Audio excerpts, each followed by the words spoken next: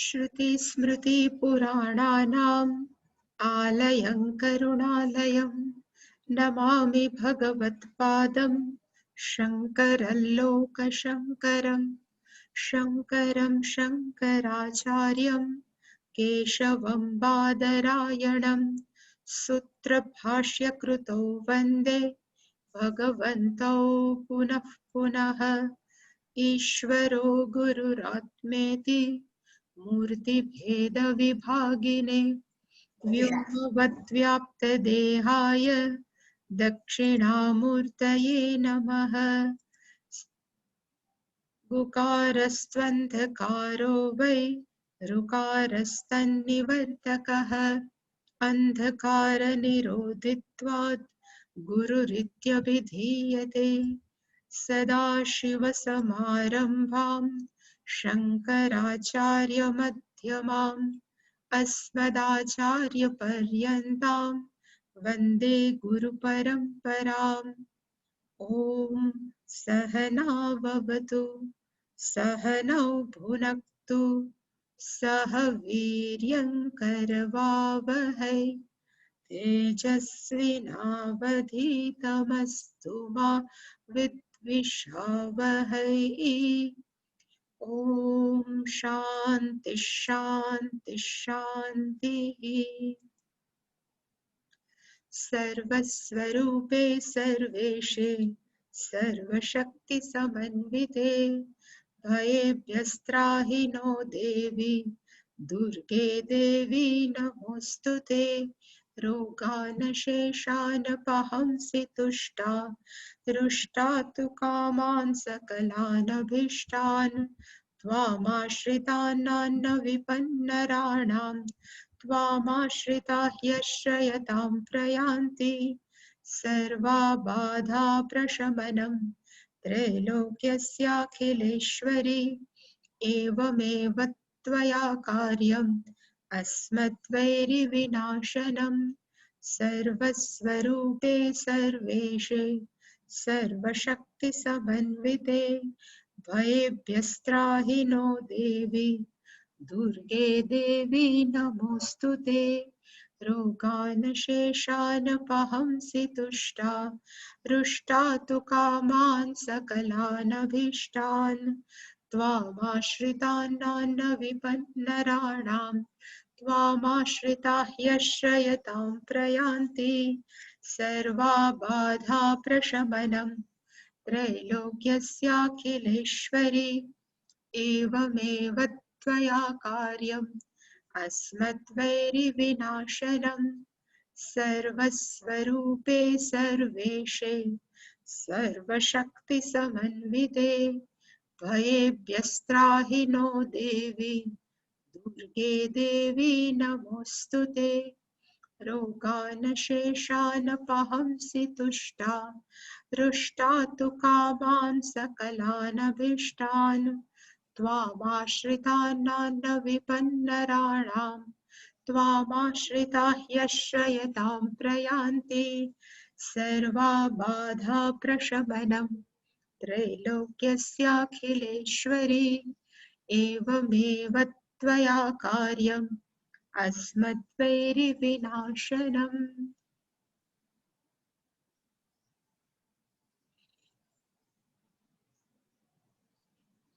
પુરુષ સૂક્ત મેં કીધું હતું કે આપણે એની સમરીનો ટૂંકમાં બર્ડ આઈ વ્યૂ વોટએવર, પણ આજે આપણે જોશું કારણ કે ગઈકાલે આપણે એને પૂરું કર્યું.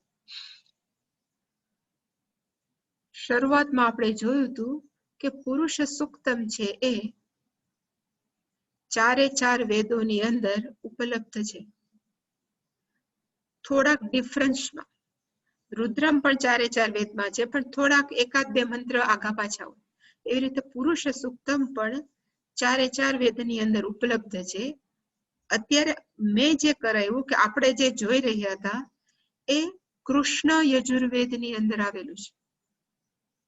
જ્યારે ગુજરાતની અંદર અને ખાસ કરીને નોર્થમાં એ જ પુરુષ સૂક્તમ શુક્લ યજુર્વેદ પ્રમાણે એનું ચેન્ટિંગ થાય. એનું જે વેદ પઠન છે એ શુક્લ યજુર્વેદનું જુદું હોય કૃષ્ણ યજુર્વેદનું જુદું હોય. અને તમારે ત્યારે મેં કીધું હતું કે કૃષ્ણ યજુર્વેદની અંદર ગુમ બોલાય, આપણે જે પુરુષ એ વેદ ગુમ સર્વમ, જ્યારે શુક્લ યજુર્વેદની અંદર એ પુરુષ ન બોલે, પુરુષ સુક્તમ બોલે, શની જગ્યાએ ખ બોલે, પણ મિનિંગ એક જ કે પુરુષ. પણ એ બોલવાની સ્ટાઇલ જુદી છે શુક્લ યજુર્વેદની. પણ આપણે જે જોઈએ છીએ કે અમે જે ભણ્યા છે એને કહેવાય કૃષ્ણ યજુર્વેદ, જે સાઉથની અંદર વધારે પ્રસિદ્ધ છે જેનું ચેન્ટિંગ એ પ્રમાણે. પુરુષ નો અર્થ આપણે ત્યારે જોયો હતો કે બે અર્થ થાય, એક વ્યષ્ટિની દ્રષ્ટિએ, એક સમષ્ટિ દ્રષ્ટિએ. સમષ્ટિનો અર્થ થાય ટોટલ, અને સમષ્ટિ પ્રમાણે પુરુષની વ્યાખ્યા થાય પૂરયતિ સર્વમ, જે આખા જગતને ચૈતન્ય તત્વથી પૂરયતિ, ફિલ કરી દે છે, ભરી દે છે સમગ્ર જગતને, એને કહેવાય પુરુષ. જ્યારે વ્યષ્ટિની દ્રષ્ટિએ, આપણું જે ઇન્ડિવિજ્યુઅલ છે, આપણા વ્યક્તિગત શરીરની દ્રષ્ટિએ કહેવાય કે નવદ્વારે પૂરે દેહી પૂરે તિષ્ઠતિ, આ હૃદય રૂપી નગરની અંદર જે ચૈતન્ય તત્વ રહે છે એને પણ પુરુષ કહેવાય. પણ અહીંયા જે પુરુષ સુક્તમની, પુરુષની વાત થાય છે, જેનું વર્ણન થાય છે, એ પુરુષ સુક્તમ છે કે ટોટલને ધ્યાનમાં રાખીને, જે સર્વવ્યાપક છે એને ધ્યાનમાં રાખીને આ પુરુષ સુક્તમ છે. ઘણા બધા સુક્ત, સુક્તનો અર્થ થાય સુષ્ઠું ઉક્તમ, સારી રીતે કહેવાયેલું. ઉક્તનો અર્થ થાય ઇટ સેડ, ઇંગ્લિશમાં ઇટ ઇઝ સેડ, એને કહેવાય ઉક્તમ. સુ એટલે કે વ્યવસ્થિત રીતે, સારી રીતે જે કહેવાયેલું છે એને કહેવાય સુક્તમ. એટલે કે પુરુષ સુક્તમ. જેવા સુક્તમ ઘણા બધા વેદોની અંદર ઉપલબ્ધ છે. 100, મોર દેન 100 જેટલા સુક્ત છે એ અવેલેબલ છે. પણ એ બધાની અંદર સર્વોચ્ચ સ્થાન કયા સુક્તમનું છે? તો કે પુરુષ સુક્તમ. અને એનું કારણ કયું છે? તો કે એનું કારણ એક જ છે કે એની અંદર સમગ્ર જગતની ઉત્પત્તિ કેવી રીતે થઈ છે, સમગ્ર જગતનું ઉપાદાન નિમિત્ત કારણની પણ ચર્ચા થઈ છે, અને છેલ્લે એ પણ દર્શાવ્યું છે કે જ્ઞાન માટે કે મોક્ષ માટે બીજી કોઈ પણ પ્રકારના માર્ગ અવેલેબલ નથી, જાણવાથી જ થઈ શકે. એટલા માટે થઈ પુરુષ સુક્તમ છે consider to be very important, અત્યંત મહત્વનું છે શાસ્ત્રની દ્રષ્ટિએ. હવે એ પુરુષ સુક્તમના અત્યારે હું જે વિચારતી હતી તો એમ કહી શકાય કે મેં એને 5 ભાગમાં વહેંચ્યું છે.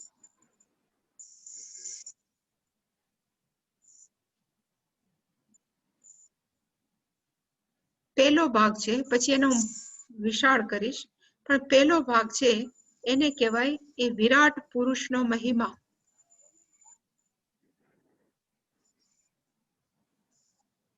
બીજો આપણે એને પાઠ પાડી શકીએ કે જગતની ઉત્પત્તિ કેમ થઈ એનું વર્ણન છે.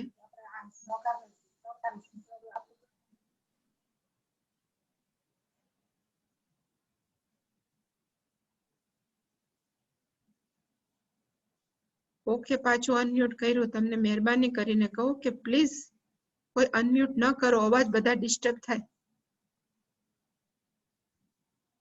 એટલે કે બીજો ભાગ આપણે વેચી શકીએ કે જગત ઉત્પત્તિ, જગતની ઉત્પત્તિ કેમ થઈ એનું વર્ણન છે.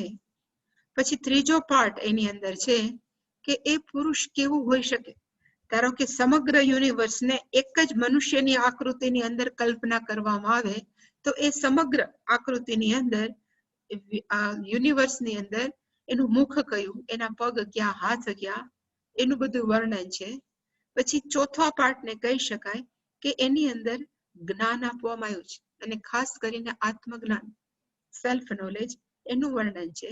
અને પાંચવામાં કહી શકાય કે આત્મજ્ઞાનસ્ય ફલમ, જેને આત્મજ્ઞાન પ્રાપ્ત થાય એનું ફળ કયું. એ રીતે ટોટલ 5 વિભાગની અંદર we can distribute પુરુષ સુક્તમ, આપણે વેચી શકીએ. અને પુરુષ સુક્તમની અંદર 2 અનુવાક છે. પહેલા અનુવાકની અંદર 18 મંત્રો છે, જ્યારે બીજા અનુવાકની અંદર માત્ર 6 મંત્રો છે. એટલે કે ટોટલ 24 મંત્ર છે એવું બનેલું આ પુરુષ સૂક્તમ છે. હવે આપણે એક પછી એક જે 5 પાર્ટ પાડ્યા છે, મેં આખા 24 મંત્રને ડિવાઇડેડ ઇન્ટુ 5 ભાગમાં વહેંચી નાખ્યા અને વિરાટ મહિમા ક્યાં બતાવ્યો છે એક પછી એક આપણે હવે જોશું.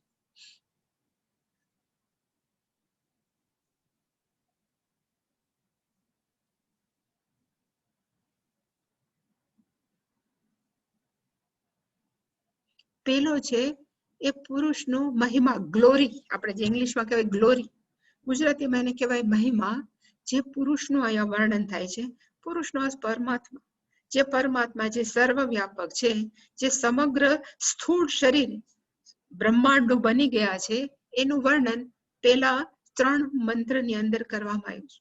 એટલે કે પેલો મંત્ર છે જે આપણે જોયો કે સહસ્ત્ર શીર્ષા પુરુષ સહસ્ત્રાક્ષ સહસ્ત્રપાદ સભૂમિમ વિશ્વતો વૃત્વા અત્યતિષ્ઠત દશાંગુલમ.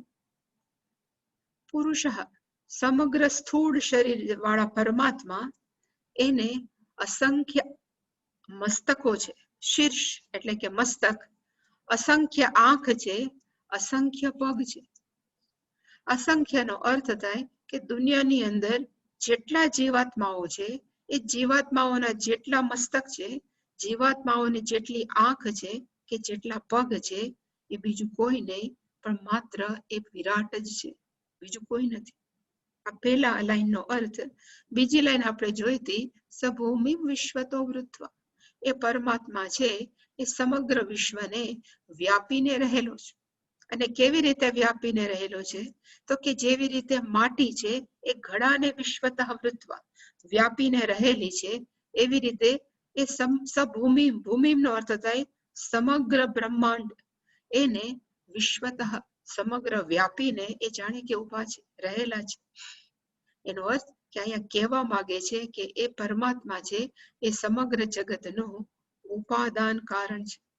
ઉપાદાન કારણે તિષ્ઠતિ, એ રહેલા છે.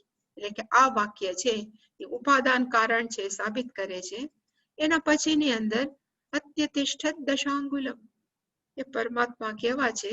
બધે વ્યાપ્ત હોવા છતાં 10 આંગળી ઊંચા છે, ઉપર છે.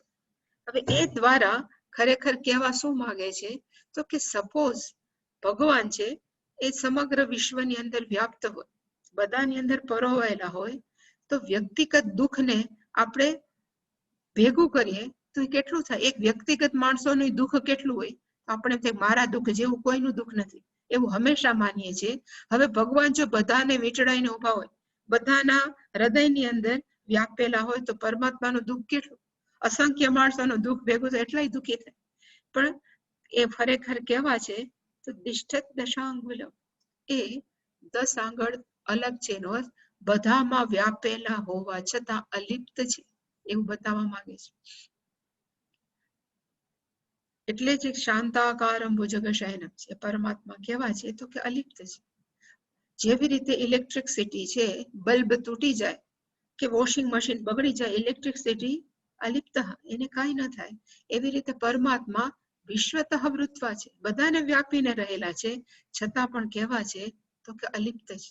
સંસારના દોષથી લેપાતા નથી.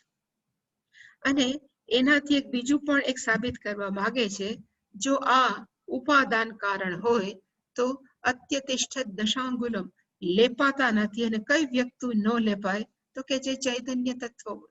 એટલે કે આ કહેવા માંગે છે આ વાક્ય કે એ નિમિત્ત કારણ પણ છે. એને વિચાર્યું, અત્યતિષ્ઠત, બધું બનાવી લીધું, બનાવીને વ્યાપી પણ ગયા, છતાં પણ લેપાતા નથી. એટલે કે આ વાક્ય છે એ નિમિત્ત કારણ છે, બતાવે છે. એ પેલા મંત્રનો અર્થ.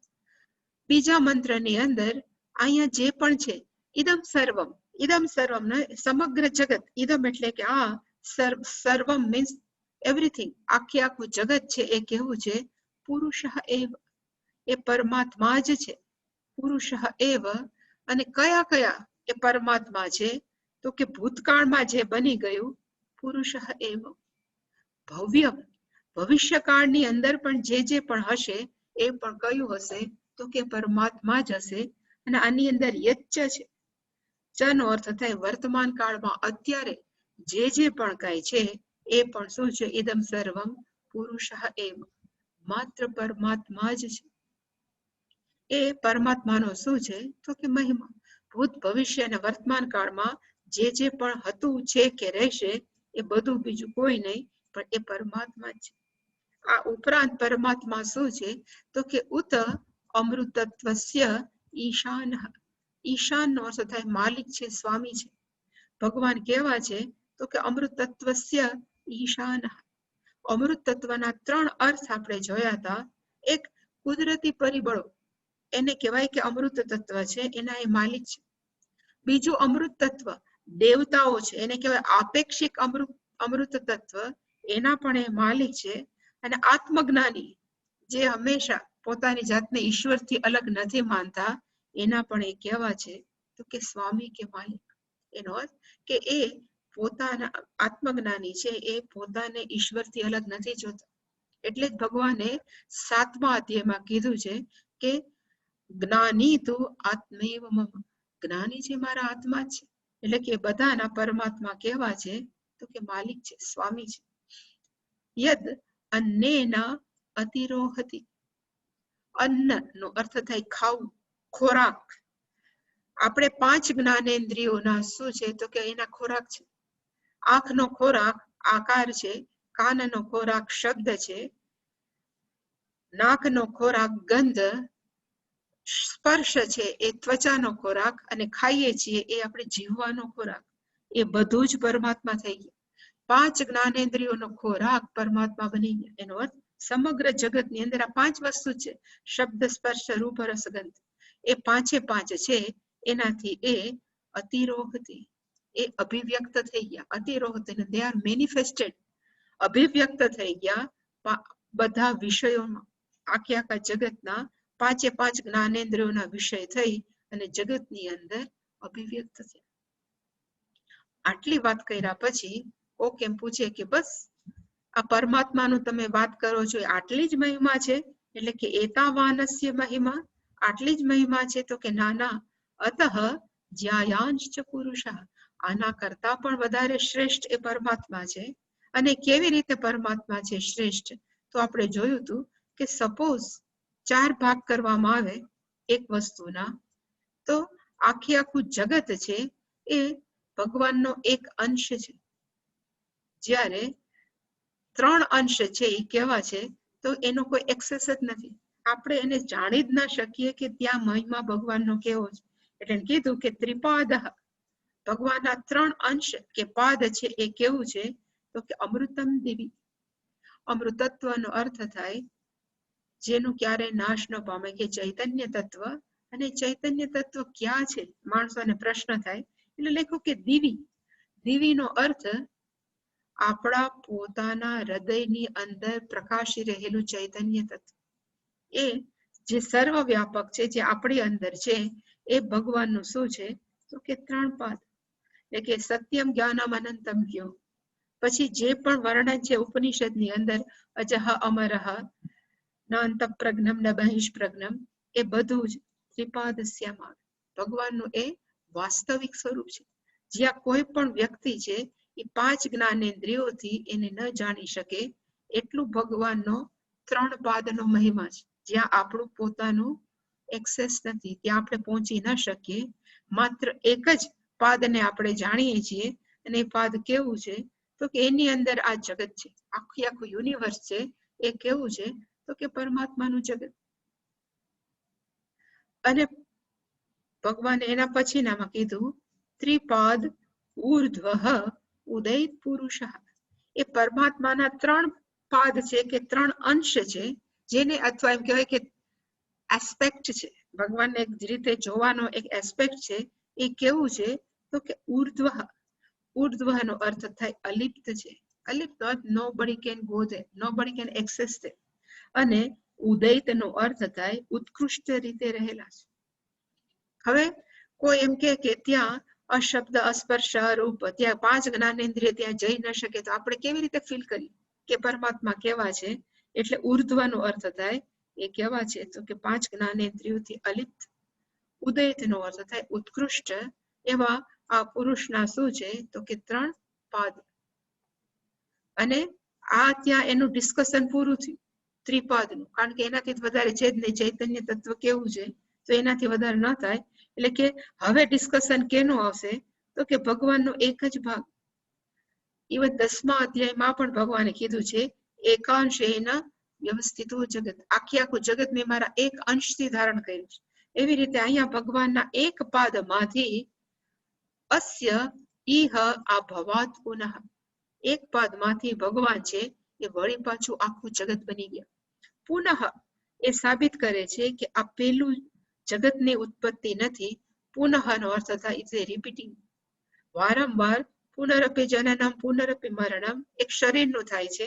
એવી જ રીતે સમગ્ર યુનિવર્સ પણ પુનરપી જનનમ પુનરપી મરણમ, એનો અર્થ નાશ નથી, માત્ર વ્યક્ત અવ્યક્ત અવ્યક્ત વ્યક્ત એ સાયકલ ની અંદર આખું જગત ચાલે છે.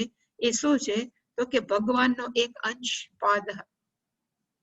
ત્યાં સુધી એને શું કર્યું તો કે વિરાટસ્ય મહિમા, વિરાટ પુરુષની મહિમાનું વર્ણન કર્યું. હવે જગત ઉત્પત્તિ, જગતની ઉત્પત્તિ કેવી રીતે થઈ એનું વર્ણન છે. પણ જગતની ઉત્પત્તિ દ્વારા એ કહેવા માંગે છે કે આખું જગત છે એ ઈશ્વર પોતે બની ગયા. જેવી રીતે એક માટી છે એ કુંભારવાડામાં જાય તો ખબર પડે કે જેટલા માટીના વાસણો છે એ બીજું કોઈ નહીં, માટી જ છે. સોનીની દુકાનમાં જાય, જેટલું પણ જોઈએ, આકાર જોઈએ, ઘરેણા જોઈએ, એ બીજું કાંઈ નહીં, સોનું જ છે.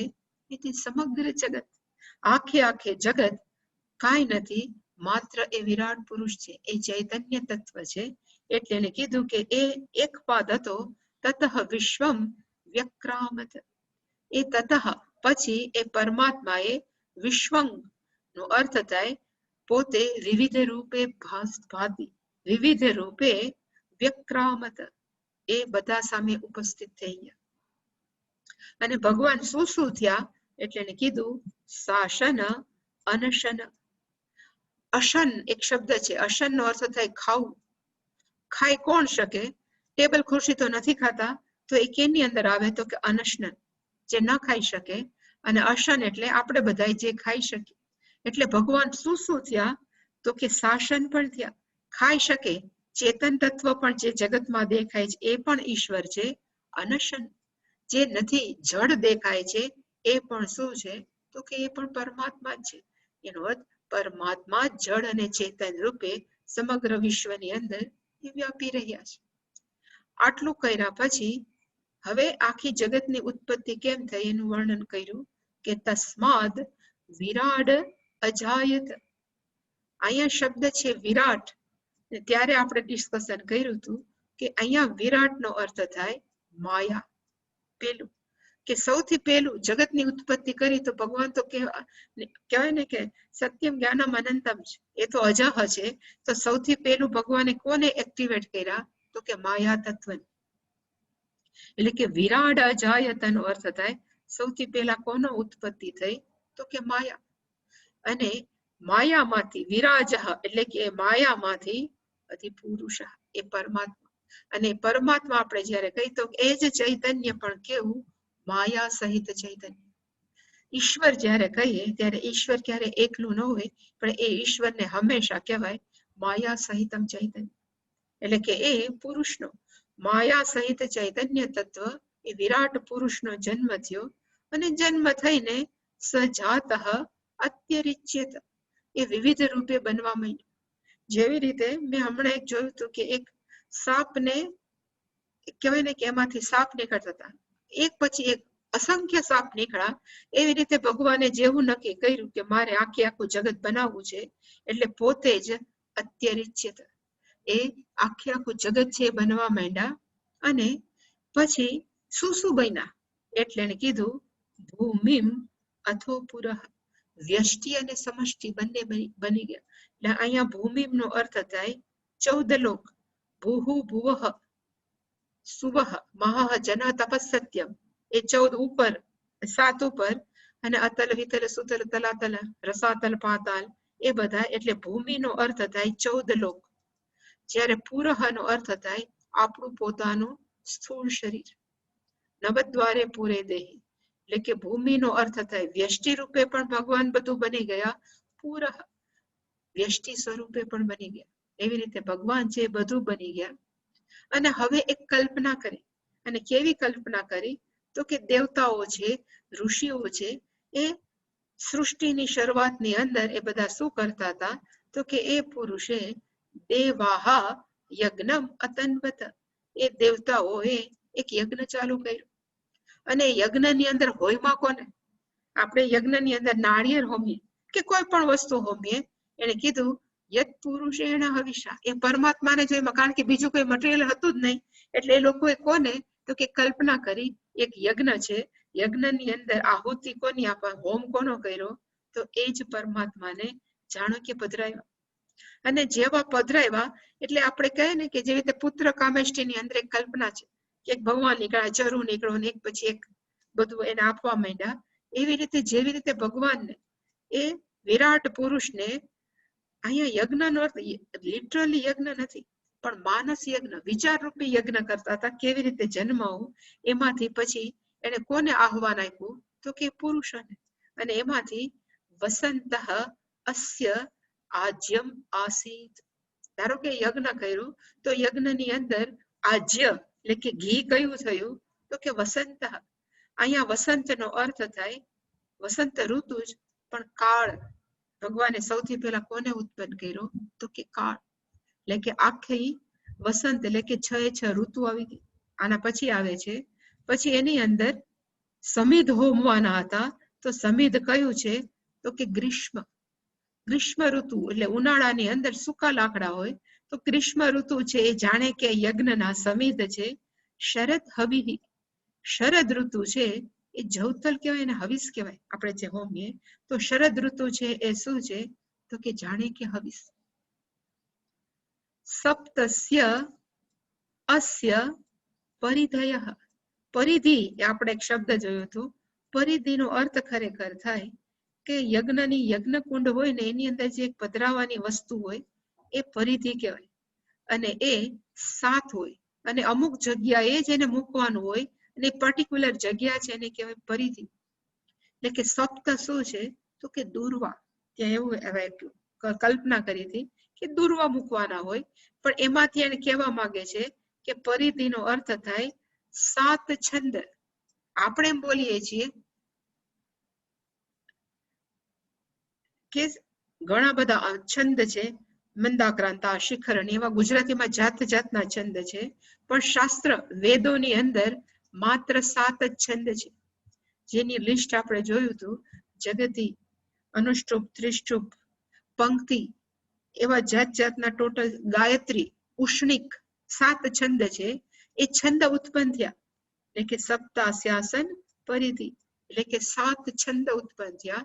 છંદ છે હોય તો ત્યાં શબ્દો હોય, શબ્દો હોય તો એના વસ્તુઓ હોય. એટલે કે ખરેખર એવું કહેવા માંગે છે કે એમાંથી આખું જગત ઉત્પન્ન થયું, છંદો ઉત્પન્ન થયા. કારણ કે સમગ્ર જગત છે, સમગ્ર આપણે કહેવાય ને વેદો છે, એ છંદોથી જ બનેલું છે. અને છંદોની અંદર શબ્દો છે. હું સફરજન બોલું તો એ શબ્દ નથી, સામે સફરજન શબ્દનો અર્થ હોય જ. એવી રીતે આ બધા જ છંદ છે. તો છંદના જે શબ્દ છે એ બધા શબ્દના અર્થ ટોટલ યુનિવર્સ છે એ જે. પછી એવી જ રીતે સમિધ, યજ્ઞ હોય તો સમિધ હોય. તો અહીંયા સમિધ કયું છે? તો કે 7 તેરી 21, 21 સમિધ છે. અને ટોટલ કેવી રીતે થાય?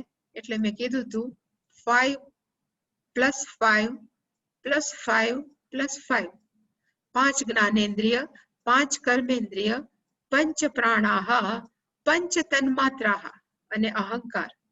એ બધું ભેગું થઈ અને આખું જગત છે એ ભગવાને ઉત્પન્ન કર્યું. અહીંયા સમિધનો અર્થ એ બધા જ ઉત્પન્ન થયા. અને આવી રીતે દેવતાઓએ શું કર્યું? તો કે દેવાહ યત યજ્ઞમ તન્વાનાહ. આવી રીતે દેવતાઓએ યજ્ઞ છે એનો વિસ્તાર કર્યો. આવી રીતે બધું એક પછી એક ઉત્પન્ન કરવા માંડ્યા. અને એની અંદર ખરેખર પાછા એનો ઉપયોગ કોને કર્યો? તો એ જ પરમાત્મા. કારણ કે પરમાત્મા વગર કેવી રીતે યજ્ઞ કરવો એ પણ ન સમજાય. એટલે કીધું કે અબધનન પુરુષમ પશુ. અશ્વમેઘ હોય છે, પુરુષમેઘ હોય, કેટલા યજ્ઞ હોય. આપણા મનમાં એમ છે કે પશુને બાંધે એટલે એને હંમેશા હોમે, એવું નહોતું. અશ્વમેઘ હોય તો અશ્વને ચારે બાજુ મોકલે ને એનું કોઈ છેદ કરીને યજ્ઞમાં નથી હોમતા. એવી રીતે અહીંયા એક યજ્ઞ કર્યો, એમાં બાંધ્યા કોને? તો કે એ જ પરમાત્માને બાંધ્યા, અને પછી એનો જ હોમ કરીને આખો યજ્ઞ કેમ કર્યું એનું જાણ કર્યું.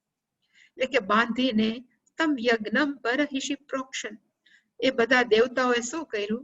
તો કે એ યજ્ઞમાંથી પદાર્થ લઈને બધા ઉપર પ્રોક્ષણમ, આપણે જેમ છાંટીએ ને પાણી, એને કહેવાય પ્રોક્ષણમ કર્યું. અને પુરુષમ જાતમ અગ્રત, આવી રીતે વિરાટ પુરુષ છે આખા જગત રૂપે ઉપસ્થિત થઈ ગયા, અભિવ્યક્ત થઈ ગયા. એટલે આ બધું ખરેખર વર્ણન છે કે વિશ્વ કેવી રીતે ઉત્પન્ન થયું. વિશ્વનો અર્થ યુનિવર્સ કહું છું, બ્રહ્માંડ કેવી રીતે ઉત્પન્ન થયું. એટલે કીધું કે તેને દેવા અયજંત, આની લીધે દેવતાઓએ આવી રીતે યજ્ઞ કર્યો.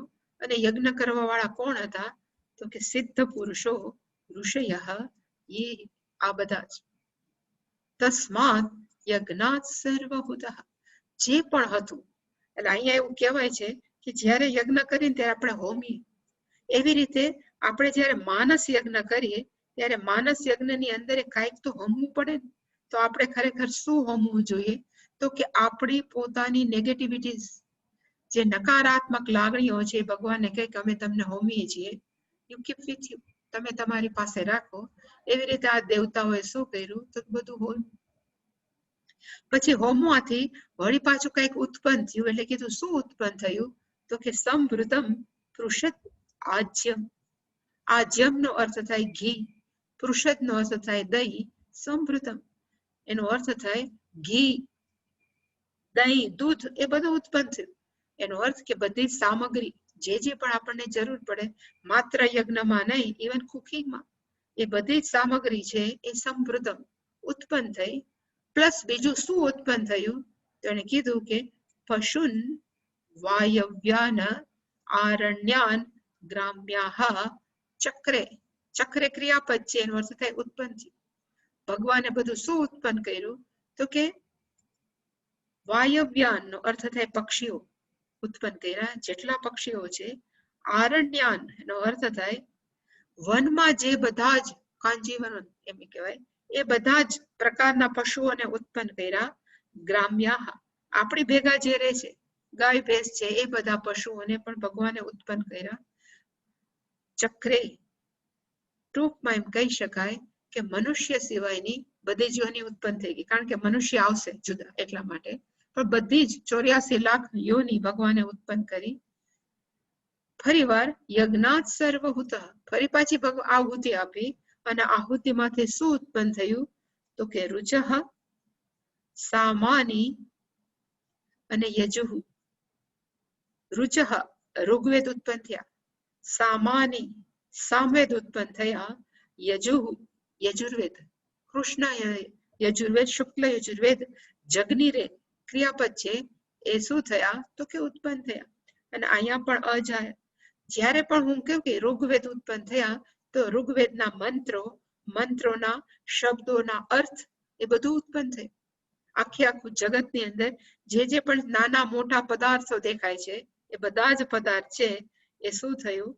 તો કે જગનીરે, એ ઉત્પન્ન થયા. અને પ્લસ શું ઉત્પન્ન થયું?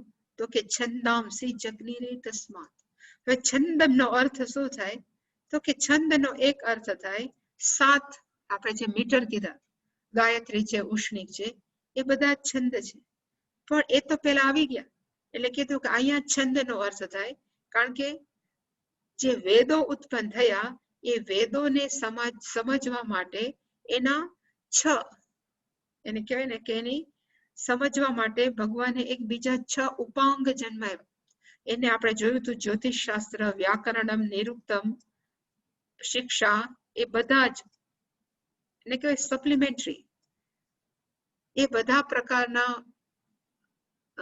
કહેવાય ને કે ટેક્સ ભગવાને ઉત્પન્ન કરી. શિક્ષા મેં કીધું હતું, શિક્ષા હાઉ ટુ ચેન્ટ, એને કહેવાય શિક્ષા. પછી જ્યોતિષ, તો કઈ જગ્યાએ કઈ નક્ષત્ર સારા જગ્યાએ છે તો યજ્ઞ સ્ટાર્ટ કરાય કે સારું કામ સ્ટાર્ટ કરે, એને કહેવાય જ્યોતિષ. વ્યાકરણ, બધાને સમજવા માટે જે ગ્રામર છે, એનું પણ એક જુદું આખું શાસ્ત્ર છે. પછી કલ્પ, યજ્ઞો કેવી રીતે કરવા એ પણ છે.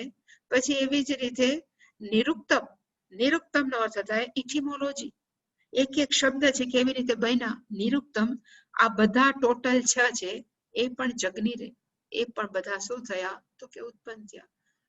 ટૂંકમાં આખું જગત ભગવાને ઉત્પન્ન કર્યું ને એ જગત પોતે જ બની ગયા. છતાંય છેલ્લામાં હજી શું ઉત્પન્ન થયું વર્ણન કર્યું. ગાવ અશ્વાહ અજાયંત યે કેચો ઉભયાદતઃ ગાવઃ જગ્નિર અને અજાવય આટલું ઉત્પન્ન કર્યું. અશ્વા નો અર્થ થાય ઘોડા ઉત્પન્ન થયા. ઉભયાદતઃ નો અર્થ થાય જેને બે જો છે ઉપર નીચે. અશ્વ છે ને એને એક જ જગ્યાએ છે, આપણે કહેવાય ને જડવું. ઘણા બધા પશુઓને એક જ જડવું છે. ઉભયાદતઃ નો અર્થ થાય છે બે જડબા વાળા પણ પ્રાણીઓ ઉત્પન્ન થયા. ગાયો પણ ઉત્પન્ન થઈ. અજ નો અર્થ થાય બકરી ઉત્પન્ન થઈ. અવયહ છે આની ઘેટા પણ ઉત્પન્ન થયા. એટલે કે આવી રીતે ટૂંકમાં ભગવાન આખી સૃષ્ટિ પોતે ઉત્પન્ન કરી અને ભગવાન પોતે જ આખી સૃષ્ટિ બની ગયા. અહીંયા સૃષ્ટિનું વર્ણન પૂરું થયું કે જગત કેવી રીતે ઉત્પન્ન થયું એ પુરુષ સૂક્તની અંદર પૂરું થયું. હવે કલ્પના કરી કે સપોઝ આપણે કલ્પના કરીએ કે આખું જગત છે એ શું છે તો કે જાણે કે ભગવાનનું સ્થૂળ શરીર. તો સ્થૂળ શરીર તો પગ ક્યાં, હાથ ક્યાં, એ બધાની કલ્પના કરી છે. એટલે કે ત્રીજો ભાગ છે પુરુષસ્ય કલ્પના, એ ભગવાન કેવા છે. એટલે આમાં છે યત પુરુષમ વ્યદધુઃ, એ પરમાત્મા છે એની કલ્પના કરીએ. વ્યદધો means how we can imagine, આપણે કેવી રીતે પુરુષની કલ્પના કરી શકીએ. કતિધા વ્યકલ્પયન, કેવી રીતે એની કલ્પના કરી શકીએ. અને કલ્પનામાં શું કરવાનું છે તો કે કિમ મુખમસ્ય, અસ્ય મુખમ કિમ, આ પરમાત્માનું મુખ કેવું છે. અસ્ય કૌ બાહુ, ભગવાનના હાથ છે એ બે કોણ છે. કૌ ઉરુ પાદૌ ઉચ્યતે, ભગવાનના બે સાથળ છે એ કોણ છે. અને ઉરુ છે એનો અર્થ થાય સાથળ, અને પાદવ નો અર્થ થાય પગ. ભગવાનના સાથળ શું છે, ભગવાનના પગ શું છે, એ બધી જ કલ્પનામાં હવે કહેવામાં આવે છે કે કોણ છે. એટલે એને કીધું કે ભગવાનનું મુખ છે એ કોણ છે તો કે ભગવાનનું મુખ છે એ બ્રાહ્મણો છે. બ્રાહ્મણ અસ્ય મુખમાં આસિત, ત્યારે મેં ચોખવટ કરી હતી, ફરી એકવાર ચોખવટ કરી દઈ કે બ્રાહ્મણ કે ક્ષત્રિય વૈશ્ય શુદ્ર છે. ન તું જાતિતઃ, બાય બર્થ બ્રાહ્મણ નથી, પણ એ બધા કેવા છે તો કે ગુણતઃ કર્મતઃ. આપણે એ ડિટેલમાં જોઈતું કે ગુણતઃ બ્રાહ્મણ કોને કહેવાય કે કર્મતઃ બ્રાહ્મણ કોને કહેવાય. જન્મીને સીધો એ બ્રાહ્મણ નથી. એવું કહેવાય છે, એક વાક્ય છે જન્મના જાયતે શુદ્ર, જે બધા જન્મે છે તો શુદ્ર છે, પોતાના કર્મ પ્રમાણે પછી એ બ્રાહ્મણ વૈશ્ય શુદ્ર થાય. પણ અહીંયા લખ્યું છે કે ગુણતઃ કર્મતઃ, ભગવાનના મુખમાં કોણ છે તો કે બ્રાહ્મણ છે. એટલે કે જે સાત્વિક પ્રધાન છે અને જેના કર્મમાં પણ સાત્વિકતા છે, એ બધાને બ્રાહ્મણ કહેવાય. એ પરમાત્માનું મુખ છે. ભગવાનના હાથ કોણ છે, બાહુ, તો કીધું કે રાજન્ય, ક્ષત્રિયો છે એ ભગવાનના શું છે તો કે હાથ છે. ફરી પાછું ક્ષત્રિય તો અત્યારની મિલિટરી છે એને કહેવાય ક્ષત્રિય. અત્યારના જે એડમિનિસ્ટ્રેટર છે મોદી થી લઈને બધા, એ બધાને કહેવાય ક્ષત્રિય. ઉરુ તદસ્ય યદ વૈશ્ય, ભગવાનના સાથળ છે એ કોણ છે તો કે વૈશ્ય. જેટલા સાથળ મજબૂત એટલા આપણું શરીર મજબૂત. જે એવી જ રીતે જેટલો ઇકોનોમી મજબૂત કરવા માટે વૈશ્ય છે એ શું કરે છે તો કે ફાઇનાન્શિયલ જાણ બધું સ્ટેબિલાઇઝ કરે છે. એટલે કે એ ભગવાનના જાણે કે સાથળ છે. અને ભગવાનના પગ છે એમાંથી કોણ ઉત્પન્ન થયું તો કે શુદ્ર અજાયત, શુદ્ર એ છે ભગવાનના પગમાંથી ઉત્પન્ન થયા. હવે એકો એક અંગ છે કે અવયવ છે ભગવાનના, એ મહત્વના છે. એટલે કે કોઈ પણ જાતિ શાસ્ત્રની દ્રષ્ટિએ ક્યારે પણ નીચી નહોતી. પગનું જેટલું મહત્વ છે એટલું જ સાથળનું, એટલું જ હાથનું અને એટલું જ મુખનું. એટલે કે આવી રીતે ભગવાને શું કર્યું તો કે જાતિ ઉત્પન્ન કરી. ભગવાનના મનમાંથી કોણ ઉત્પન્ન થયું? તો કે ચંદ્રમા મનસઃ જાતઃ. ભગવાનના મનમાંથી ચંદ્ર દેવતા એ ઉત્પન્ન થયા, એટલે એને કહેવાય કે બધા જ ગ્રહો. ભગવાનના ચક્ષુ આંખમાંથી શું ઉત્પન્ન થયા? તો કે સૂર્ય ભગવાન. એનો અર્થ થાય બધા જ તારાઓ. આ ગ્રહો, આ તારાઓ છે એ બધા જ પરમાત્મામાંથી ઉત્પન્ન થયા, અથવા એમ કે પરમાત્મા પોતે જે બની ગયા. મુખાત ઇન્દ્ર અગ્નિશ્ચ. ભગવાનના મુખમાંથી અગ્નિ દેવતા ઉત્પન્ન થયા, ઇન્દ્ર દેવતા ઉત્પન્ન થયા. અને ઇન્દ્ર છે ખરેખર કેવા કહેવાય? તો એ હાથના દેવતા છે. તો મુખમાંથી શું કામ ઉત્પન્ન થયા? તેમાં લખવામાં આવ્યું કે આપણા શરીરની અંદર સૌથી મહત્વનું અંગ કયું છે? તો કે મોઢું છે. બોલે તેના પોર વેચાય, કે નવ બોલામાં 9 ગુણ. એમાં આપણું મોઢું જ. એવી રીતે દેવતાઓની અંદર સૌથી વધારે મહત્વના કોણ છે? તો કે ઇન્દ્ર. એટલે કે મુખમાંથી ઇન્દ્ર દેવતા અને અગ્નિ દેવતા. પ્રાણાત વાયુ અજાયતે. ભગવાનના શ્વાસોશ્વાસમાંથી વાયુ દેવતા ઉત્પન્ન થયા. હવે ધારો કે કલ્પના કરીએ કે ભગવાન છે એ એક મોટું આખું શરીર છે, તો એની અંદર ભગવાનની નાભી હોય. આપણે એમ કહીએ ને કે શરીર કલ્પના કરીએ, એક ઉપર હોય, વચ્ચે છે પેટ ને બધું હોય, અને નીચે પગ હોય. તો અહીંયા શીર્ષનો છે એ શું છે? ભગવાનના વચનું પેટ છે એ બધું શું છે, અને પગ શું છે એનું વર્ણન છે. નાભ્યાહ અંતરિક્ષમાં આસીત. ભગવાનની નાભી એમાંથી શું ઉત્પન્ન થયું? તો કે અંતરિક્ષ. અંતરિક્ષનો અર્થ થાય પૃથ્વી પણ નહીં, સ્વર્ગ પણ નહીં, ઇન બિટવીન પ્લેસ, એને કહેવાય અંતરિક્ષ. એટલે કે ભગવાનની નાભીમાંથી અંતરિક્ષ ઉત્પન્ન થયું. શીર્ષનો, આ ભગવાનના માથામાંથી દ્યોહુ નો અર્થ થાય સ્વર્ગ, એ ઉત્પન્ન થયું. અને પદભ્યામ ભૂમિ દિશસ્રોત. અને ભગવાનના પગમાંથી શું થયું? તો કે ભૂમિ. એટલે આપણે જે બોલીએ છીએ ને ભૂહુ ભુવઃ સુવઃ.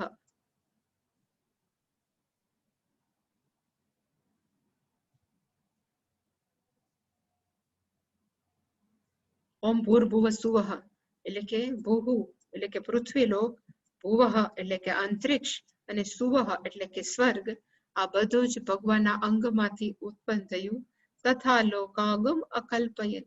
આવી રીતે 14 લોક છે એની કલ્પના કરી કે ઈશ્વરમાંથી ઉત્પન્ન થઈ, અથવા એમ કહે કે ઈશ્વર પોતે આ બધું બની ગયા. અહીંયા ત્રીજો પાઠ પૂરો થયો કે આવી રીતે બધું ઉત્પન્ન થયું. હવે બીજું શું ઉત્પન્ન થયું? તો કે હવે જ્ઞાન. મેં કીધું કે ચોથા પાઠને આપણે વેચી શકીએ કે શું ઉત્પન્ન થયું? તો કે જ્ઞાન. એટલે મેં કીધું કે ચોથો ભાગ પુરુષ સુક્તમનો છે. હવે જે વ્યક્તિ આ બધું જ સાંભળે, પુરુષ સુક્તમને સાંભળે, અને એ વ્યક્તિ સપોઝ એમ કહી શકીએ કે એ આ જ્ઞાનને પચાવવા માટે સક્ષમ છે, તો એ વ્યક્તિનું શું થાય એનું અહીંયા બધે વર્ણન છે. પણ પહેલા આપણે આ લાઈન જોઈએ. સર્વાણી રૂપાણી વિચિત્ય ધીરઃ નામાની કૃત્વા વિવદન યદાસ્તે. ધીરઃ નો અહીંયા અર્થ થાય પરમાત્મા. ધીહિ ચૈતન્ય તત્વ, રહ નો અર્થ થાય દદાતી, રાતી દદાતી. જે ચૈતન્ય તત્વ બધાને પ્રદાન કરે છે એ પરમાત્મા છે. એને સર્વાણી રૂપાણી, દુનિયાની અંદર જેટલા આકારો છે એ બધા જ રૂપાણી એટલે કે આકાર, વિચિત્ય ધારણ કરીને પછી એનું શું કર્યું? નામાની કૃત્વા. સફરજન બની ગયા પછી નામ આપ્યું નામ સફરજન. પણ સફરજન કોણ છે? તો કે ઈશ્વર. ગધેડો ઈશ્વર બની ગયા પછી નામ આપ્યું, એને કહેવાય નામાની કૃત્વા અભિવદન. એવી રીતે કરી આસ્તે આખા જગતની અંદર ભગવાન પોતે વ્યાપી ગયા. હવે ઉપરની લાઈનમાં હું જાઉં છું. વેદાહમેતમ પુરુષમ મહાંતમ. મહત્વનું આ 2 વાર રિપીટ થાય છે, પણ એકવાર આપણે રિપીટ કરી લઈએ. અહમ વેદ. અહમ વેદ નો અર્થ થાય અહમ જાનામી, આઈ નો. ઇંગ્લિશમાં થાય આઈ નો, હું જાણું છું. પણ કેવી રીતે જાણું છું? તો કે અપરોક્ષતયા. જેટલું વર્ણન થયું એટલે જ મેં કીધું જે જ્ઞાની છે, જે સંપૂર્ણ સમજી જાય, સાધન ચતુષ્ટય સંપન્ન અધિકારી છે, આ બધું સાંભળે તો માણસ એક તો વિચારે ને, જે થોડીક બુદ્ધિ હોય તો, જો પરમાત્મા બધું થઈ ગયા હોય તો હું પણ પરમાત્માથી બાકાત નથી, મારી અંદર પણ એ જ પરમાત્મા છે, રહે છે, તો એને ખરેખર આપણે શું કહી શકીએ? તો એ પરમાત્માથી હું ભિન્ન નથી, કે હું અને એ પરમાત્મા બંને એક જ છે, એને કહેવાય અહમ વેદ. હું સ્પષ્ટપણે જાણું છું કે એ પરમાત્માથી હું ભિન્ન નથી, અને પરમાત્મા કેવા છે? તો કે મહાનતમ પુરુષમ, એટલે કે પરમાત્મા મહાનતમ અત્યંત શ્રેષ્ઠ છે, આદિત્ય વર્ણ સ્વપ્રકાશિત છે, એને પોતાના અસ્તિત્વ માટે કોઈના ઉપર આધારિત રહેવાની જરૂર નથી, અને પ્લસ તમસઃ પારે, એ અજ્ઞાનથી પર છે, સર્વજ્ઞ છે. એ પરમાત્મા છે એ મારાથી અલગ નથી, એ હું જાણું છું. અને જે વ્યક્તિ આ જાણે એને જ કહેવાય કે he has liberation, realization, whatever. પણ એ વ્યક્તિ છે એ કેવા થઈ ગયા? તો કે મુક્ત થઈ ગયા. અને આ જ્ઞાન છે જે ઈશ્વર છે, સર્વવ્યાપક છે, અને એ જ બધું બની ગયા છે, એ જ્ઞાનને માણસોની અંદર વેચવાની જરૂર છે. એ માનીને અહીંયા લખ્યું કે ધાતા પુરસ્તાદ યબુદા જહાર. ઉદા જહાર નો અર્થ થાય પ્રચાર અને પ્રસાર કર્યો. કોણે કર્યો? તો કે ધાતા. અહીંયા ધાતાનો અર્થ થાય બ્રહ્માજી, કે બ્રહ્માજીએ પુરસ્તાદ સૃષ્ટિની શરૂઆતની અંદર ઉદા જહાર, આ જ્ઞાનનો, કે અહીંયા જે છે એ બધું જ ઈશ્વર છે, એ પ્રચાર ને પ્રસાર કર્યો. પણ પ્રચાર પ્રસાર કરવા માટે કોઈકની તો જરૂર પડે ને, કોઈક શિષ્યની. તો એને કોણ શિષ્ય ગોઈતા? તો કે શક્ર.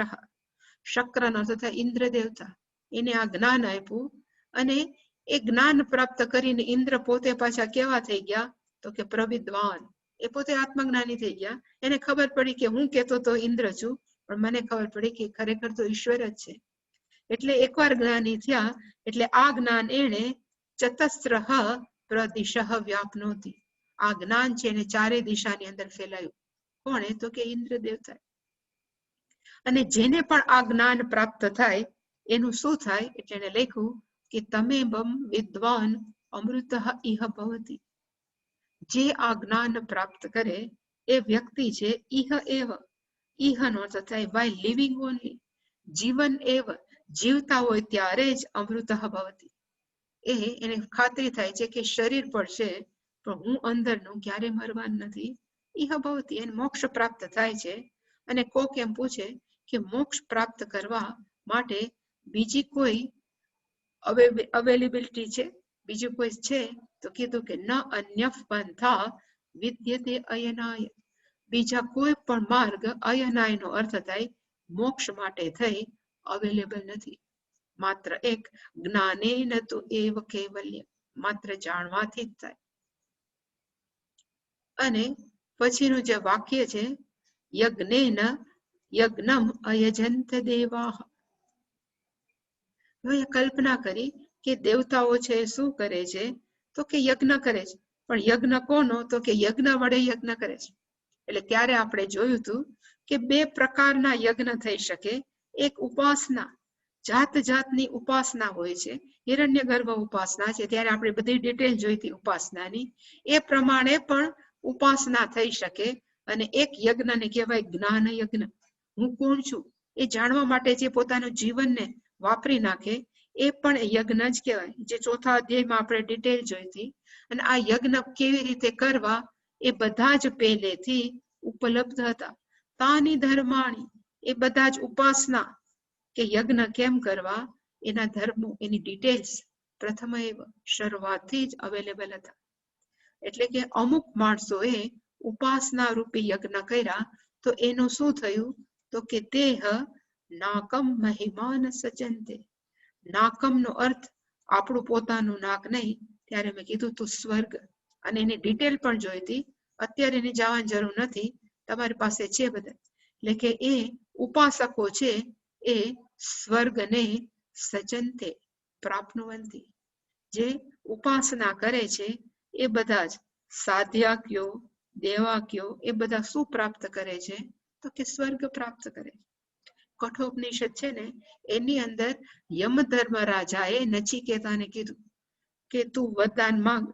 3 વરદાન માંગ્યા. એમાં પહેલા 2 વરદાન તો એના પિતાનું માટે ને માણસો માટે માંગ્યું. ત્રીજું વરદાન એને માંગ્યું કે આત્મા કોણ છે મને સમજાવો. એટલે પછી ઘણા બધા પ્રલોભનો યમધર્મ રાજાએ નચિકેતાને આપ્યા. પણ નચિકેતાએ એવું કીધું કે વિદ્યેન ન તર્પણીયો મનુષ્ય.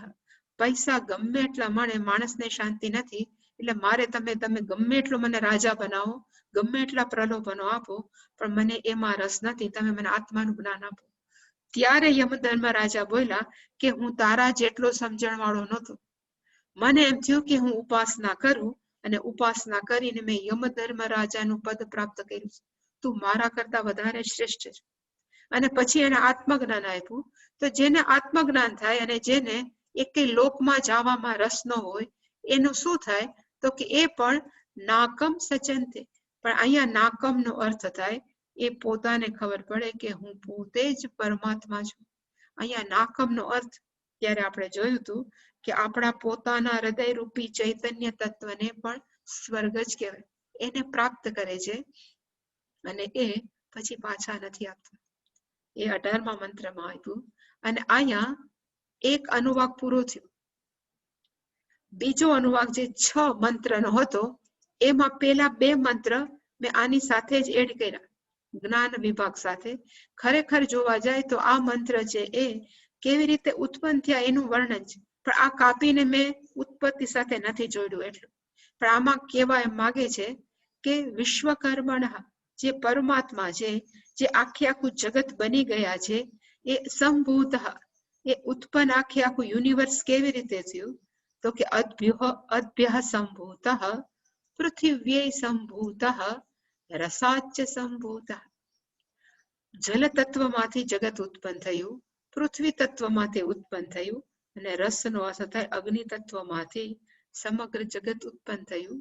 સમવર્તત, આખા જગતની અંદર એ પરમાત્મા સમગ્ર બ્રહ્માંડ રૂપે અવેલેબલ થઈ ગયા.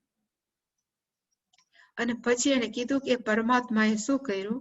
તો કે તસ્ય ત્વષ્ટા રૂપમ વિદધત.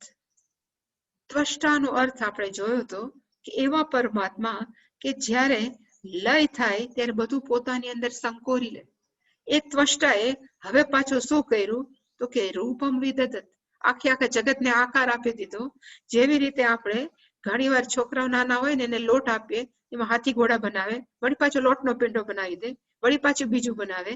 એવી રીતે ભગવાને આખું જગત ઉત્પન્ન કર્યું, પોતામાં લય કર્યું, વળી પાછા એ જગતને રૂપમેતી, આખા જગતને એને પાછું પ્રગટ કર્યું. અને એ જ ભગવાન છે એ તત્પુરુષસ્ય વિશ્વમ આજાનામ. આખું જગત છે પાછું કેવું થયું? તો કે પરમાત્માના રૂપે પ્રગટ થઈ. અને ફરી પાછો એ જ મંત્ર જે મેં કીધું કે 2 વાર રિપીટ થાય છે. અને રિપીટ એટલા માટે કર્યો છે કે અત્યંત મહત્વનું, કે માણસોને મોક્ષ પામવા માટે જાતની થિયરીઝ ફોલો કરે.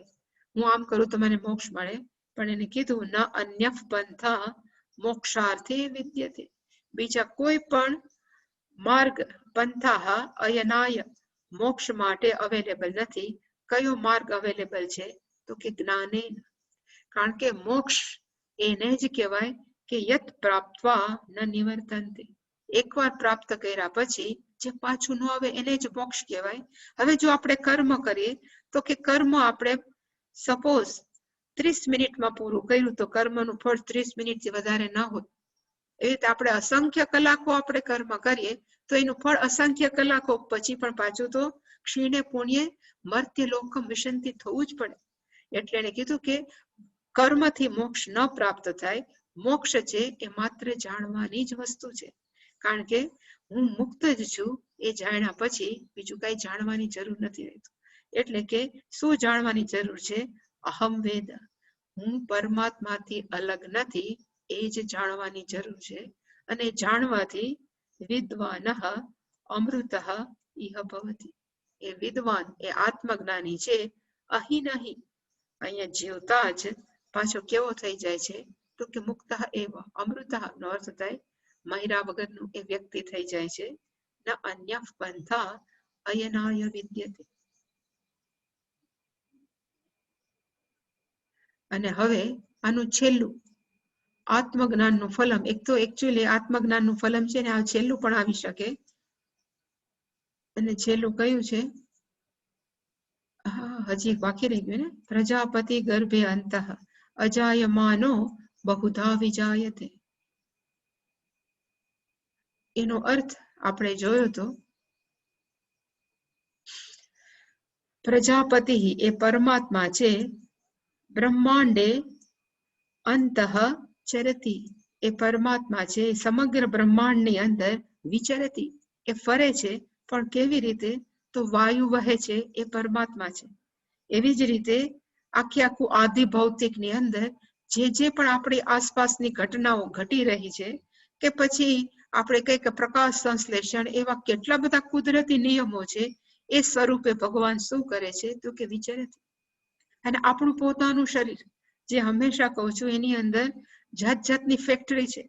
શ્વસન તંત્ર કયો, પાચન તંત્ર કયો, રુધિરાભિસરણ કયો, પછી આપણે કયો એક્ઝિટરી એટલે કે અપાન તંત્ર છે, ઉત્સર્ગ તંત્ર છે. એ બધા જ તંત્રો આપણે તો નથી ચલાવતા. એ ચલાવવા વાળું કોણ છે? તો કે એ જ પરમાત્મા છે. એ વિચરતી, એ જ અંદર ચરી રહ્યા છે. અને અજાયમાનો બહુધા વિજાયતે. પરમાત્મા વાસ્તવિક રીતે એનું સ્વરૂપ કેવું છે? જે જન્મતા જ નથી, છતાં પણ એવું લાગે છે ઘણું બધું એ જન્મી ગયા. જેવી રીતે મેં વાત કરી હતી કે દોરડા ઉપર આપણે જાત જાતની કલ્પના અજ્ઞાનથી જન્માવીએ છીએ, એવી જ રીતે પરમાત્મા છે સમગ્ર જગતનું વિવર્ત ઉપાદાન કારણ બની એવું લાગે છે કે બહુધા બની ગયા. ખરેખર એ થતા નથી, અજ્ઞાનને કારણે દેખાય છે. તસ્ય ધીરાહા પરિજાનંતે યોનિ. અહીંયા ધીરનો અર્થ થાય કે જે જ્ઞાની, જેને ખબર છે કે હું પરમાત્માથી જુદા નથી, એવા આત્મજ્ઞાની છે. પરમાત્માનું સ્વરૂપ પરિજાનંતી, એને જાણે છે. અને જાણ્યા પછી મરીચી નામ પદમ ઈચ્છંતી. એ મરીચીનો અર્થ થાય, ઋષિ નથી પણ મરીચીનો અર્થ થાય કિરણો. સૂર્યના કિરણ એને કહેવાય મરીચી. એટલે કે એ બધા જ આત્મજ્ઞાનીઓ છે, એ જાણે છે કે હું કેવા પરમાત્મા સાથે એક છું, કે તસ્ય ભાષા સર્વમિદમ વિભાતિ. અત્યારે ડિટેલમાં જવાની જરૂર નથી. સમગ્ર જગતના જે અવભાષક છે. મરીચીનો અર્થ થાય બધા જ કિરણો, જે આપણને લાગે કે બધાને પ્રકાશે છે, પણ પરમાત્મા છે બધા પ્રકાશકોના પ્રકાશક છે. એ તત્વ હું છું, એ જાણવા માટે ધીરાહા ઈચ્છંતી. એક અર્થ એનો એ પણ થાય. અને બીજો અર્થ ફરી પાછો, ઉપાસક છે એ હંમેશા સૂર્ય દેવની અંદર હિરણ્ય ગર્ભનું સ્થાન છે, તો એ પદ પ્રાપ્ત કરવા ઈચ્છે છે. એટલે કે ઉપાસના અથવા જ્ઞાન બેયનું ફળ ઈચ્છંતી. અને છેલ્લું હવે છે આત્મજ્ઞાન નું ફળ શું છે? તો કે એનું ફળ આ છેલ્લામાં છે.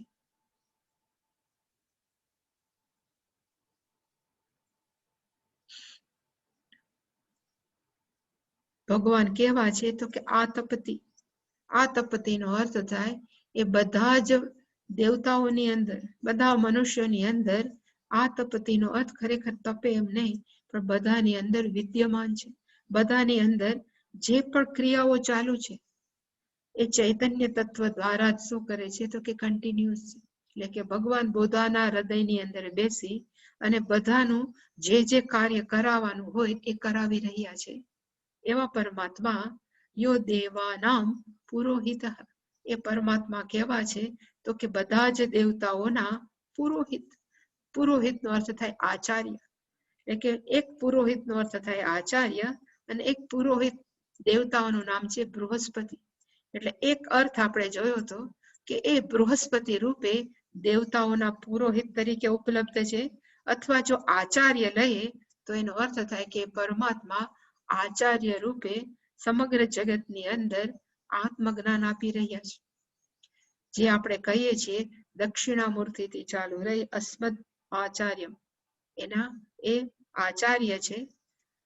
અને પરમાત્મા કેવા છે? તો કે જાણે કે પૂર્વ, આ બધા દેવતાઓ કરતા પહેલા જન્મેલા છે. પણ એ કોના સંદર્ભમાં? તો કે સૃષ્ટિની સંદર્ભમાં પહેલા પરમાત્માનો જન્મ થયો, પછી દેવતાઓનો. પૂર્વ એટલે કે બિફોર, સૃષ્ટિની શરૂઆતમાં યહ ઈશ્વર જાત, પણ કોની પહેલા? તો કે દેવતાઓ પહેલા. એવા ઈશ્વરને નમો રુચાય બ્રહ્મએ, એવા ઈશ્વરને હું શું કરું છું? તો કે નમઃ. નમઃનો અર્થ હું પ્રણામ કરું છું, નમસ્કાર કરું છું. અને પરમાત્મા કેવા છે? તો કે રુચમ. રુચાય જે ચોથી વિભક્તિ છે, પણ રુચનો અર્થ થાય સ્વપ્રકાશિત, સેલ્ફ ઇન્ડિપેન્ડન્ટ, પોતાના અસ્તિત્વ માટે જે બીજા ઉપર અવલંબિત નથી, એને કહેવાય સ્વપ્રકાશિત. બ્રહ્મ સાથે કનેક્ટેડ, ઈશ્વરનું એક નામ છે બ્રહ્મ, ખરેખર નિર્ગુણ બ્રહ્મ. એ બ્રહ્મ સાથે જે જોડાયેલું છે એવા ઈશ્વરને નમઃ હું શું કરું છું? પ્રણામ કરું છું. અને જણાવું છું કે દુનિયાની અંદર જે પણ કાંઈ છે, ન મમ, નમઃનો અર્થ થાય ન એટલે કે નથી, મમ એટલે કે મારું. અહીંયા મારું કાંઈ નથી, એટલા માટે હું આપને પ્રણામ કરું છું. રુચમ બ્રાહ્મમ જનયંત, અને એ બધા જ દેવતાઓએ અહીંયા જનયંતનો અર્થ થાય પ્રગટ કર્યું. બધાના કહેવાય ને જિજ્ઞાસુ કે મુમુક્ષુઓની અંદર ઈશ્વરના જ્ઞાનને આ બધા દેવતાઓએ શું કર્યું? તો કે પ્રગટ કર્યું. એટલે કે દેવાહા રુચમ બ્રાહ્મમ જનયંત. આ ઈશ્વર કોણ છે? ઈશ્વર કેવી રીતે વ્યાપેલા છે? એ બધું જ જ્ઞાન બધાના મનની અંદર પ્રગટ કર્યું. અને પ્રગટ કરી અને પછી દેવતાઓ બોલ્યા તદ અબ્રુવન. અને શું બોલ્યા? તો કે જેને પણ આ આત્મજ્ઞાન થશે, યસ્તુ એવં બ્રાહ્મણ વિદ્યાત, જેને પણ આ જ્ઞાન પ્રાપ્ત થશે એના અમે અંડર થઈ જશું. દેવતાઓ કહે છે કે જેને આત્મજ્ઞાન પ્રાપ્ત થયું છે એની અંડર અમે હશું, એને અમે ક્યારે હેરાન નહીં કરીએ. એટલે માણસો ઘણી વાર એમ કે ને અમને ફલાણા નડે છે, ફલાણો શનિ નડે છે ને આ નડે છે, તો કરવાની ખરેખર શું જરૂર છે? એક માત્ર આત્મજ્ઞાન પ્રાપ્ત કરો, કોઈ ન નડે. દેવતાઓથી લઈ અને કોઈ ન નડે. એટલે કે તસ્ય દેવા અસન્વશે, બધા દેવતાઓ છે આત્મજ્ઞાન એને શું થઈ જાય? તો કે એને વશ થઈ જાય. અને જે છેલ્લો મંત્ર છે એની અંદર એવી કલ્પના કરી કે હ્રીહી લક્ષ્મી તે પત્નીઓ, જાણે કે વિરાટ પુરુષની બે પત્ની છે.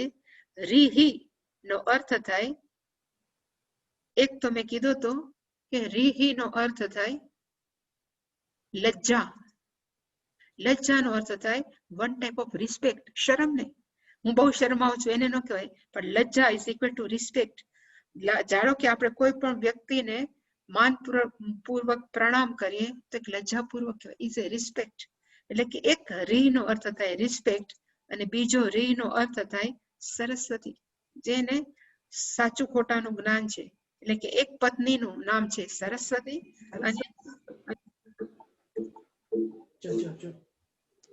અને બીજી પત્નીનું નામ છે લક્ષ્મી. લક્ષ્મી દેવી છે એ જાણે કે ભગવાનના બીજા પત્ની છે. એનો અર્થ ભગવાન છે એ બંનેને ઐશ્વર્ય અને જ્ઞાનને પોતાની સાથે રાખે છે. ભગવાનના બે પડખા છે, પાર્શ્વે બે પાસા છે. અહહ રાત્રે, દિવસ અને રાત ભગવાનના શું છે? તો કે બે પડખા છે. નક્ષત્રાણી રૂપમ, નક્ષત્ર છે હંમેશા લ્યુમિનસ હોય, તેજસ્વી હોય. એટલે કે ભગવાનનું રૂપ હંમેશા કેવું છે? તો કે તેજસ્વી. અશ્વિનો વ્યાત્તમ, વ્યાત્તમ નો અર્થ થાય વ્યાપેલા છે. અશ્વિન રૂપે ભગવાન છે વ્યાપેલા છે. અશ્વિન નો અર્થ થાય સ્વર્ગના ડોક્ટર્સ, એને અશ્વિન કુમાર કહે છે. તો અશ્વિન છે એક સ્વર્ગમાં પણ છે, અને અશ્વિન ક્યારેક અશ્વિન કુમાર છે ક્યારેક પૃથ્વી ઉપર આવે છે ચિમન ઋષિની ટ્રીટમેન્ટ કરવા. એટલે કે એવી રીતે ભગવાન છે અશ્વિન રૂપે સર્વ જગ્યાએ વ્યાપ્ત છે. આટલું બધું પ્રણામ ને બધું કીધા પછી ગમે એમ તો આપણે તો મનુષ્ય છીએ, એટલે 3 વાર કીધું મનીષાણ મનીષાણ મનીષાણ. મનીષાણ નો અર્થ થાય આપો, બીજી વાર આપો, ત્રીજી વાર આપો. આપણે ભગવાનને કહે કે બહુ તમારા વખાણ કર્યા, બધું બહુ કર્યું, હવે તમે મને આપો. એટલે ભગવાન કહે છે કે શું આપવું? તો કે ઇષ્ટમ મનીષાણ. આ જગતની અંદર જેટલું જેટલું પણ સારું ઈચ્છિત વસ્તુ છે એ તમે મને આપો. એટલે કે ઇષ્ટમ મનીષાણ વોટ એવર વી લાઈક. એટલે કે મોસ્ટલી પીપલ ઇન જનરલ, માણસોને શું ગમે તો કે ઘર હોય, સંપત્તિ હોય, બાળકો હોય, પરિવાર હોય, નામ હોય, પ્રતિષ્ઠા હોય. ઇષ્ટમ મનીષાણ આ બધું મને આપો. આટલું જ નહીં, પછી મારે મરવાનું તો છે જ. મર્યા પછી અમુમ મનીષાણ, મર્યા પછીનું જે સ્વર્ગ છે એને કે અમૂત્ર, એ સ્વર્ગ પણ તમે મને આપો. અને કદાચ આ સ્માર્ટ સાધક છે, એને એમ લાગે છે કે કદાચ માગવામાં કંઈક આડું થઈ જાય તો, એટલે એને કીધું કે મારાથી જો કઈ રહી ગયું હોય તો સર્વમ મનીષાણ, જે કઈ આપવા જો હોય એ બધું જ તમે મને આપો. એવી રીતે અહીંયા પુરુષ સુક્ત છે એ પૂરું થયું. અને એવું કહેવાય છે, જે તે મેં પહેલા પણ કીધું હતું, કે પુરુષ સુક્તનો જે આત્મજ્ઞાની પાઠ કરે એને આત્મજ્ઞાન પ્રાપ્ત થઈ જાય. પછી એને ઇવન ઉપનિષદ પણ ખોલવાની જરૂર ન પડે, પણ એ સાધન ચતુષ્ટય સંપન્ન અધિકારી હોવો જોઈએ, એટલી કન્ડિશન. એના સિવાય જ્ઞાન થઈ ગયું. હવે કોઈને કાંઈ બોલવું છે કે કાંઈ કેવું છે તો એ અનમ્યુટ કરો અને યુ કેન શેર. તમે જે કેવું હોય કહી શકો. કોઈને કેવું છે એનીથી? હા ભાઈ શૈલેષભાઈ પ્લીઝ. હા અનમ્યુટ કરો. હા હરિઓમ. હરિઓમ ભાઈ. માતાજી, આ જે વિષય પુરુષ સૂક્તમ નો છે 24 શ્લોક લગભગ 17 કલાક આપણે પહેલા લીધા, એ આજે 1 કલાકમાં જે સમાપ્ત કર્યું છે ને, ઇટ ઇઝ ટુ ગુડ. તમે એકદમ પચાવેલું હોય ને તો ત્યારે જ આ રીતે આપી શકાય. એટલે આપનું પોતાનું અધ્યયન એટલું બધું આમાં અમને જાણવા મળ્યું, ત્યારે જ આત્મસાત આટલું સરસ થઈ શકે. એના માટે ખૂબ ખૂબ આભાર અને પ્રણામ. થેન્ક યુ ભાઈ. બીજા કોઈને? હા બોલો. હા બોલો ભાઈ. હા, આત્મજ્ઞાન માટેનું જયારે એકત્વનું જ્ઞાન થઈ જાય તો પછી છેલ્લે 3 ઈચ્છા શા માટે કરી? તમને હું કહું કે સપોઝ પૂજ્ય સ્વામીજી છે ને એ આત્મજ્ઞાની હતા, એ તો મને 100% ખબર છે, પૂજ્ય સ્વામી દયાનંદજી. છતાં પણ એ જયારે પણ જાહેરમાં આવે ત્યારે એમ કહેતા કે મને પૈસા આપો આપો આપો, કારણ કે મારે એમકોર સેવા ચલાવું છે. એટલે જયારે આવી વ્યક્તિ માગે આત્મજ્ઞાની, તો ઘણીવાર એવું હોય કે પોતાના માટે ન હોય, જન કલ્યાણ માટે પણ માગે તો ખરા. જ્યાં સુધી શરીર છે ત્યાં સુધી જરૂર છે જ. એ માગવું કઈ ખોટું નથી. ભગવાન પાસે માગવું, આપવું હોય તો આપે, ન આપે તો હરી હરી.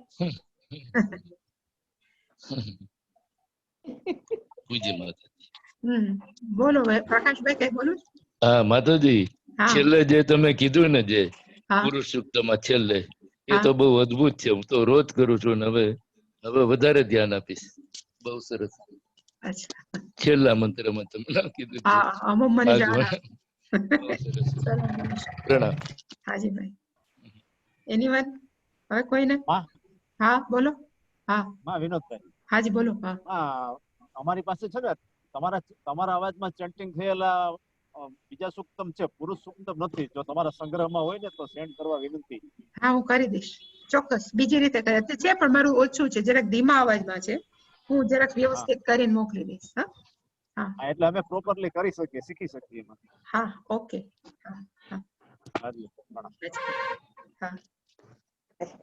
હવે કોઈને નહીં? આપણા ભાઈ પ્રેરકભાઈ કઈ નથી બોલું? આ વૈષ્ણવી એક પછી પ્રેરકભાઈ. આ વૈષ્ણવી બોલ. હરિઓમ. હા બોલ. હા શું પ્રશ્ન બહુ સરસ સમજાવ્યું. હા પણ એક પ્રશ્ન છે, માં પૂછી શકું? હા હા પૂછ. એટલા માટે છીએ આપણે. આત્મજ્ઞાન કેવું હોય તો એ વ્યક્તિને કેવી રીતે ખબર પડે કે મને આત્મજ્ઞાન કેવી રીતે? આત્મજ્ઞાન થાય ને પછી પૂછે જ નહીં કે મને આત્મજ્ઞાન થયું કે નહીં. કેવી રીતે આવે? એ આત્મજ્ઞાન થાય ત્યારે ખબર પડી જાય. સપોઝ આપણે હું એમ કહી શકું કે સપોઝ અબ્દુલ કલામ છે, એને બધું જ્ઞાન થઈ ગયું હોય, પછી કોઈને પૂછવા જાય કે હવે જો તો મને આ ફિઝિક્સ નું આટલી આ બધું છે, એ બધું મને આવડી ગયું કે નહીં? પૂછવા જવાની જરૂર નથી, સમજાય સ્પષ્ટ. નરસિંહ મહેતા કોઈને પૂછવા જવાનું તો એને જાહેર કરી દીધું કે બ્રહ્મ લટકા કરે બ્રહ્મ પાસે, એ ડિક્લેર કરે. એને કઈ પછી કોઈને પૂછવા જવાનું નથી. એકવાર જ્ઞાન થયું પછી દેર ઇઝ એ નો, એક પૂછવાની જરૂર જ ન રહે. એક ત્યારે જ એને કહેવાય કે આત્મજ્ઞાન છે. જો પૂછે તો એને થયું કે હજી અધૂરું છે. મને બધું આમ તો ખબર છે, પણ આવે તો એમ થાય કે હજી પણ જ છે. પણ માં હા, ભગવાન પાસે માંગતા બીક લાગે, એમ કે આપણી કેપેસિટી હશે કે નહીં હોય, અને માગી લઈએ તો કઈ વાંધો નહીં, ભગવાન એટલું જ દેશે કે આપણે જેટલા આપણે લાયક હોય, આપણી કેપેસિટી હોય ને એટલું જ ભગવાન આપે. આપણે ભલે ને ખોબા ભરી માગે તો ડર લાગે તો મગાઈ ખરું ને, ડર મગાય કઈ વાંધો નહીં, મગાય. નો પાઠ કરવાનું તમે કહો છો ને, હા હા, તો એમાં સૂક્તમનો પાઠ કરી તો બી ચાલે? એટલે પણ તમે અનુષ્ઠાન લઈને કરો તો ઇટ ગીવ મોર બેનિફિટ, એટલે તમને વધારે ફળ મળે. સપોઝ તમે નક્કી કરો કે પુરુષ સૂક્તમ છે એ હું 100 કરીશ, મિનિમમ 100 તો કરવા જ પડે, પણ આટલા વખતમાં 15 દિવસમાં પૂરું કરું, કે એ તમે એ રીતે કરો તો it will give more benefit, એ તમને વધારે ફળ આપે. પછી તમે કયા ધ્યાનથી કરો છો, હું પુરુષ સૂક્ત કરું છું મારું ચિત્ત શુદ્ધિ થાય તો એને એ પ્રમાણે રિઝલ્ટ મળે.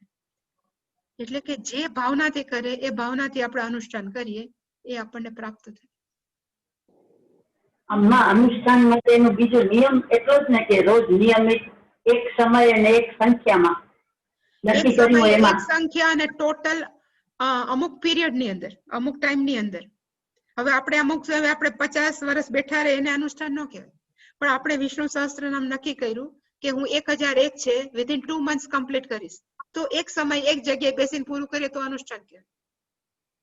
નિયમિત સંખ્યા રોજની થતી હોય છે, નિયમિત સંખ્યા અને નિયમિત ટાઈમ ની અંદર, યોગ્ય ટાઈમ, સ્થળ સમય ત્રણે ત્રણ જરૂરી છે.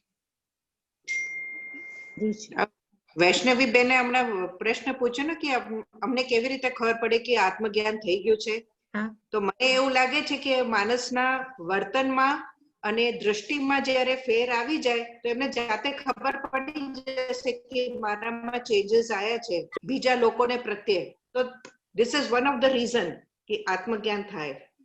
એમને this what we are changing our behavior pattern, we cannot say is now I have self knowledge, it is a part of self knowledge. હું શું કહું છું, આપણે સ્વભાવ બદલતા જાય, આપણે બધાને જેવા છે એવા સ્વીકારતા જાય, તો જેમ સ્વીકારશું પછી આત્મજ્ઞાન થશે.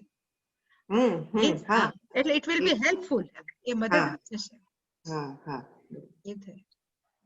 પણ આપણને ખબર પડે કે મારામાં ખામી છે, હજી મારા હજી ચેન્જીસ ની જરૂર છે, એવું કરતા જાય તો એને કહેવાય કે આપણે આપણી ચિત્ત શુદ્ધિ કરી રહી છે. પછી ટાઈમ વિલ કમ કે પછી આત્મજ્ઞાન is a walk over, it is very easy.